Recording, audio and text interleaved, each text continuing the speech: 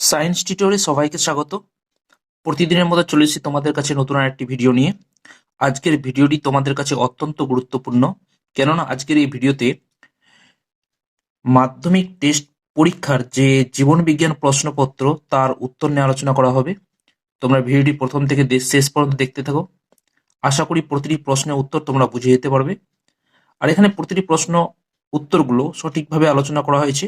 তোমরা দেখো, আশা করি তোমরা বুঝতে পারবে এবং প্রয়োজনে তোমরা খাতার মধ্যে নোট করে নিতে পারো। কেমন? তাহলে শুরু করা যাক আজকের এই ভিডিওটি।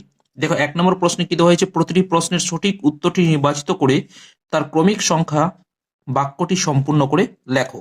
দেখুন, টপিক চলো নিয়ন্ত্রক হলো। উত্তর দেওয়া হয়েছে কি, উদ্দীপকের উৎস, উদ্দীপকের গতিপথ, উদ্দীপকের তীব্রতা, উদ্দীপকের বক্রতা। তাহলে কি হবে সঠিক উত্তরটা? ক নম্বরটা, উদ্দীপকের উৎস। তারপরে দেখো 2 নম্বরে কি দেওয়া হয়েছে, এই যে 1.2, তো কত মানব দেহের করোটি স্নায়ু সংখ্যা কত? তো করোটি স্নায়ু সংখ্যা কত? দেখো, করোটি স্নায়ু সংখ্যা হচ্ছে কি 12 জোড়া। তাহলে গ নম্বরটা হবে গিয়ে সঠিক উত্তর। তারপরে দেখো 1-3 কি দাগে কি দেওয়া হয়েছে, নিম্নলিখিত কোন জোটটি সঠিক নয়? তো এখানে দেখো, করকোদ্গম ইস্ট, পত্র মুকুল দেওয়া হয়েছে পাত্রকুচি, অপুঞ্জনী হচ্ছে প্লাজমোডায়াম লেখা হয়েছে, মিস্টেক হয়েছে হয়তো। আর পুনরুৎপাদন প্ল্যানেরিয়া। তাহলে কি হবে, করকোদ্গম হবে গিয়ে ইস্ট। তারপরে দেখো, একটি মিশ্র স্নায়ু হলো, এখানে অপশন দেওয়া হয়েছে অপটিক, অডিটরি, হাইপোগ্লোসাল, এটা হচ্ছে ভেগাস। তাহলে সঠিক উত্তর হবে গিয়ে ভেগাস। তারপরে দেখো 1-5 দাগে কি দেওয়া হয়েছে, ইনসুলিন খরিত হয় পিটুইটারি থেকে, থাইরয়েড থেকে, বৃক্ক থেকে, অগ্নাশয়। সেটা কি হবে? ঘ নম্বরটা উত্তর হবে অগ্নাশয় থেকে। তারপরে দেখো, ম্যান্ডেলের দ্বিসংকর জনন পরীক্ষা থেকে যে ফিনোটাইপ অনুপাত পাওয়া যায় তা হলো 3:1, 1:2:1। গ নম্বর হয়েছে কত? 9:3:3:1। আর এটা কত? ঘ নম্বর 9:9:1। তাহলে কি হবে, দ্বিসংকর জনন পরীক্ষায় ফিনোটাইপের অনুপাতটা কত ছিল? 9:3:3:1।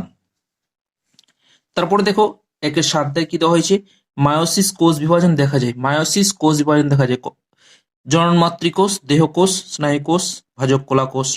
তাহলে কি হবে, জননমাতৃকোষ, অর্থাৎ জননমাতৃকোষে মায়োসিস কোষ বিভাজন দেখা যায়।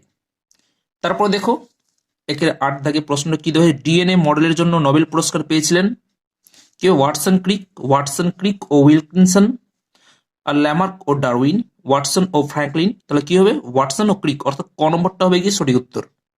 তারপরে দেখো, আরএনএ অণুতে উপস্থিত অ্যাডেনিন, গুয়ানিন, সাইটোসিন, থায়ামিন, কি হবে? সেটা ঘ নম্বরটা হচ্ছে থায়ামিন। তারপরে দেখো 1-10 দাগে কি দেওয়া হয়েছে, প্রত্যক্ষ কোষ বিভাজন কে বলে কি? অ্যামাইটোসিস, মাইটোসিস, মিওসিস, দ্বিবিভাজন। তো অ্যামাইটোসিস কোষ বিভাজন হচ্ছে প্রত্যক্ষ বিভাজন, কারণ এই প্রকার কোষ বিভাজনের নিউক্লিয়াসটা সরাসরি বিভাজিত হয়ে দুটি অপত্য নিউক্লিয়াসযুক্ত কোষ সৃষ্টি করে। তাহলে কি হবে, অ্যামাইটোসিস। তারপর দেখো 1-11 দাগে কায়াডুমা গঠিত হয়, এখানে হয়তো কায়াজামা হবে প্রশ্নটা, এখানে একটু হয়তো মিস্টেক হয়েছে। যাই হোক, দেখো গঠিত হয় কি, অ্যানাফেজিও চলনের ফলে, বাইভ্যালেন্ট গঠিত হওয়ার সময়, নন ডিসজাংশন কারণে, ক্রসিং ওভারের ফলে। তাহলে কি হবে, ঘ নম্বরটা হবে সঠিক উত্তর, ক্রসিং ওভারের ফলে। তারপরে দেখো, নিচের নিচের কোন রোগটির সম্ভাবনা জেনেটিক কাউন্সিলিং দ্বারা কমানো যেতে পারে তা নির্ধারণ করে। দেখো, থ্যালাসেমিয়া, মায়োপিয়া, যক্ষা, টাইফয়েড দেওয়া হয়েছে। তাহলে কি হবে, থ্যালাসেমিয়া। থ্যালাসেমিয়া কি হচ্ছে, জেনেটিক কাউন্সিলিং এর মাধ্যমে কমানো যেতে পারে। তারপরে দেখো, পার্থেনোকার্পি বীজহীন ফল উৎপাদনে সাহায্য করে। এই প্রকার ফল উৎপাদন কার্যকরী হরমোন হলো কোনটা? Auxin, gibberellin, ethylene, cytokinin. তাহলে কি হবে সঠিক উত্তরটা? অক্সিন হবে সঠিক উত্তর। তারপর দেখো, বার্ধক্যের জৈব ঘড়ি নামে পরিচিত কোন গ্রন্থি? Pineal, thymine, thyroid, pituitary. এটা তোমাদের জন্য ছেড়ে দিলাম, তোমরা কমেন্ট বক্সে উত্তরটা লিখে জানাবে, কেমন? তারপরে দেখো 1-15 দাগে কি দেওয়া হয়েছে, অযৌন জননের একক হলো কি? গ্যামেট, রেণু, দেহখণ্ড, জাইগোট। তাহলে কি হবে সঠিক উত্তর? রেণু। তারপরে দেখো বিভাগ খতে কি দেওয়া হয়েছে, নিচের 26টি প্রশ্ন থেকে যে কোনো 21টি প্রশ্নের উত্তর নির্দেশ অনুসারে লেখো। এখানে দেখো প্রথমে শূন্যস্থান পূরণ করতে দেওয়া হয়েছে, কি দেওয়া হয়েছে, রেটিনার ড্যাশ অংশে সবচেয়ে ভালো প্রতিবিম্ব গঠিত হয়। অর্থাৎ 2-1 দাগে দেওয়া হয়েছে রেটিনার ড্যাশ অংশে সবচেয়ে ভালো প্রতিবিম্ব গঠিত হয়। তাহলে কি হবে, পিতবিন্দুতে। তারপরে দেখো 2-2 দাগে কি দেওয়া হয়েছে, নারকেলের তরল শস্যে ড্যাশ হরমোন পাওয়া যায়, সেটা কি হবে, সাইটোকাইনিন হরমোন পাওয়া যায়। তারপরে দেখো 2 এর 3 দাগে ড্যাশ হরমোনের প্রভাবে বিপদকালে ত্বকের লোম খাড়া হয়, তাহলে সেটা কি হবে? অ্যাড্রিনালিন। 2 এর 4 দাগে দেখো ড্যাশ দশাকে কোষ চক্রের সুপ্ত দশা বলা হয়, সেটা কি? G0 দশা। তারপর 2 এর 5 দাগে দেখো বর্ণান্ধ ব্যক্তির চোখে রেটিনার ড্যাশ কোণ থাকে, তাহলে সেটা কোষ, ড্যাশ কোষ, তাহলে এটা কোন কোষ হবে?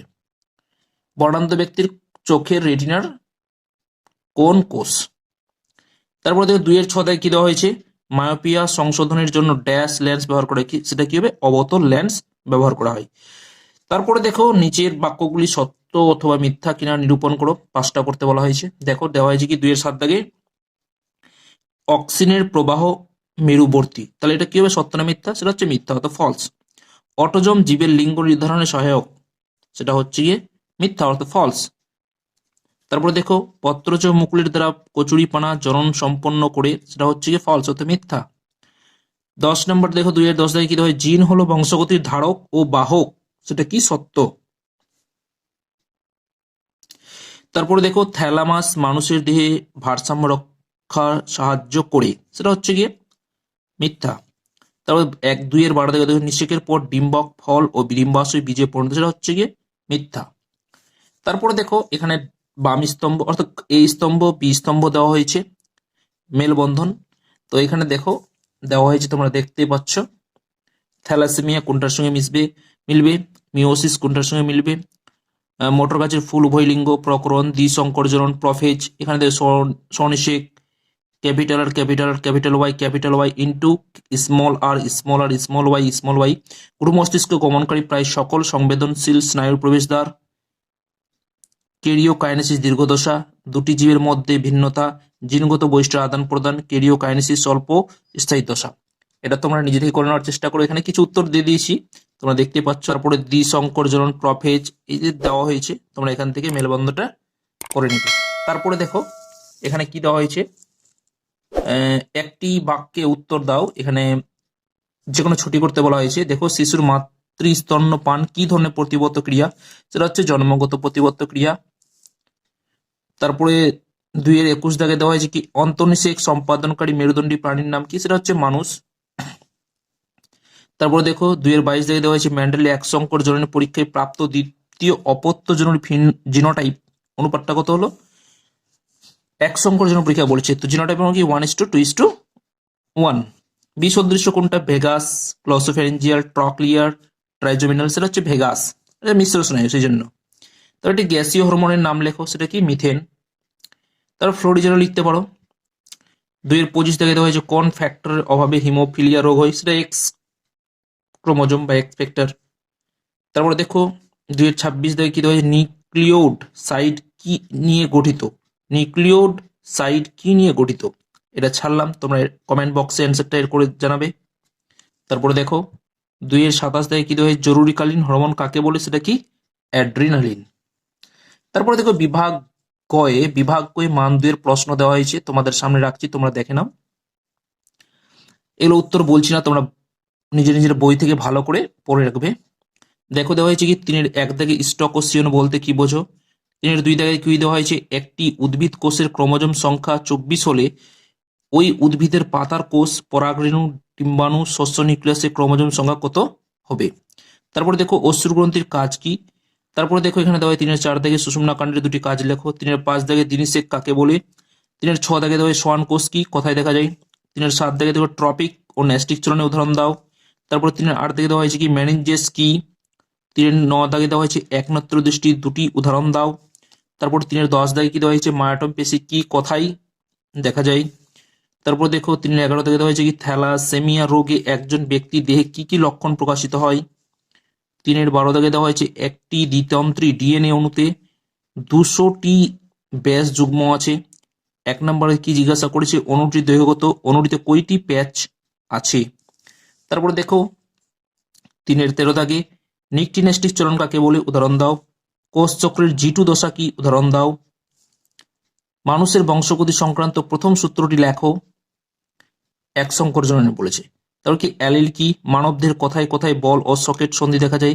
এগুলো প্রশ্ন খুবই গুরুত্বপূর্ণ, তোমরা ভালো করে পড়ে রাখবে কেমন। তারপরে দেখো তারপরে বিভাগ খ একটি আদর্শ নিউরনের পরিচ্ছন্ন চিত্র অঙ্কন করো, নিম্নলিখিত অংশগুলি চিহ্নিত করো। ড্যান্ড্রন, সোয়ান কোষ, অক্সিন হিলক, প্রান্ত ব্রুশ। তারপর অথবা দিয়েছি একটি ইউক্যারিওটিক ক্রোমোজোমের অঙ্গ সংস্থানের পরিষ্কার চিত্র অঙ্কন করো এবং নিম্নলিখিত অংশগুলি চিহ্নিত করো। কি কি দেওয়া হয়েছে? ক্রোমাটিড, সেন্ট্রোমিয়ার, মেরু অঞ্চল, ব্যামতন্তু। 4-2 থেকে কি দেওয়া হয়েছে? একটি বিশুদ্ধ লম্বা ক্যাপিটাল টি টি, একটি বিশুদ্ধ বেটে স্মল টি, মটর গাছের সংকরায়ন কি কি ধরনের অপত্য সৃষ্টি হতে পারে তা চেকার বোর্ডের সাহায্যে দেখাও। এই সংকরায়ন থেকে কি সিদ্ধান্তে উপনীত হওয়া যায় তা বিবৃত করো। তারপরে দেখো মানুষের অথবা দিয়েছি মানুষের লিঙ্গ নির্ধারণ, পিতার ভূমিকা আলোচনা করো, বর্ণান্তর কারণ কি। তারপরে দেখো 4-3 দাগে দেওয়া হয়েছে কোষ বিভাজনের গুরুত্ব লেখো।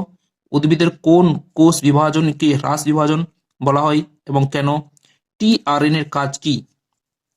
এখানে মার্কগুলো উল্লেখ করতে হয়েছে। অথবা দিয়ে আবার দিয়েছি কি চিত্রস ও মাইটোসিস কোষ বিভাজনের অ্যানাফেজ দশাটি বর্ণনা করো। তারপরে দেওয়া হয়েছে কি 4-4 থেকে থাইরয়েড ও অ্যাড্রিনালিন গ্রন্থি নিঃসৃত হরমোন দুটি কি কি? প্রতিটি হরমোনের 3টি করে কাজ লেখো। অথবা দেওয়া হয়েছে ট্রপিক চলন নিয়ন্ত্রণে অক্সিন হরমোনের ভূমিকা আলোচনা করো। অপরিণত ফলের মোচন রোধে সংশ্লিষ্ট কৃত্রিম হরমোনের ভূমিকা লেখো। তারপর দেখো 4-5 থেকে উপযুক্ত উদাহরণ সহ অযৌন জননের 5টি পদ্ধতি বর্ণনা করো। তারপরে কি দেওয়া হয়েছে? অথবা দিয়ে সপুষ্পক উদ্ভিদের নিষেক প্রক্রিয়া বর্ণনা দাও।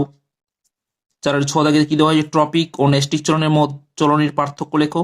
সিসমনেস্টিক চলন কাকে বলে উদাহরণ দাও। তারপর অথবা দিয়েছে মধুমেহ রোগকে কখন ইনসুলিন ইনজেকশনের পরামর্শ দেওয়া হয়, মানবদেহে প্রভুগ্রন্থি কাকে বলে এবং কেন, LTH এর সম্পূর্ণ নাম কি। এই প্রশ্নগুলো তোমরা বই থেকে নিজে বই থেকে ভালো করে পড়ে রাখবে। আশা করি এখান থেকে মাধ্যমিক অনেকগুলো প্রশ্ন তোমরা কিন্তু কমন পেয়ে যাবে। আজকের ভিডিও কেমন লাগলো তোমরা অবশ্যই কমেন্ট করে জানাবে। ভালো লাগলে লাইক করো, বন্ধুদের কাছে শেয়ার করো, আর চ্যানেলে নতুন এসে থাকলে অবশ্যই তোমরা চ্যানেলটিকে সাবস্ক্রাইব করে নেবে। ধন্যবাদ।